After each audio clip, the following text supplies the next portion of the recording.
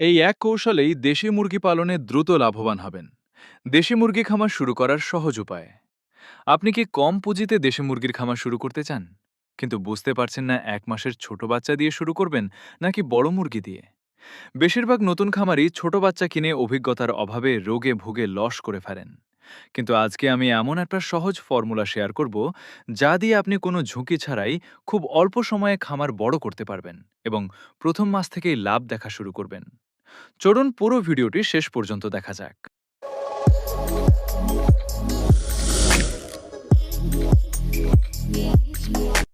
প্রথম ধাপ, ডিম পাড়ার নতুন মুরগি নির্বাচন।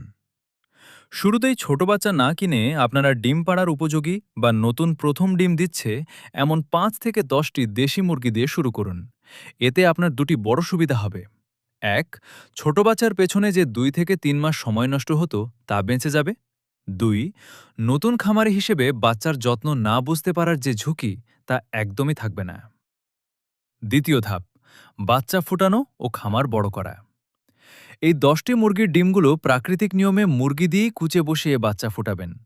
যদি 10টি মুরগি গড়ে 10টি করে বাচ্চাও ফুটাতে পারে, তবে এক ব্যাচেই আপনার কাছে চলে আসবে 100টি সুন্দর ও সুস্থ দেশি বাচ্চা।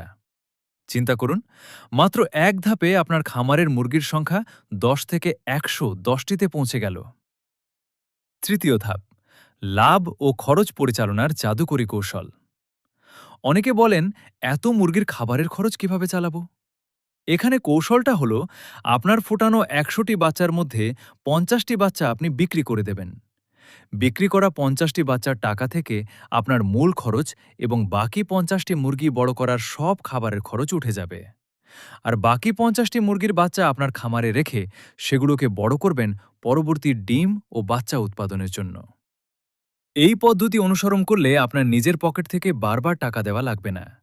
এরপর খামার যখন এভাবে আস্তে আস্তে বড় হতে থাকবে, তখন আপনি নিজেই ধীরে ধীরে অভিজ্ঞ হয়ে উঠবেন। কোন খাবার দিলে খরচ কমে, কিভাবে রোগ প্রতিরোধ করা যায়, এগুলো আপনি নিজে থেকেই বুঝে যাবেন। তারপর আপনার সুবিধার উপর ভিত্তি করে ব্যবসা আরও বাড়াতে পারবেন।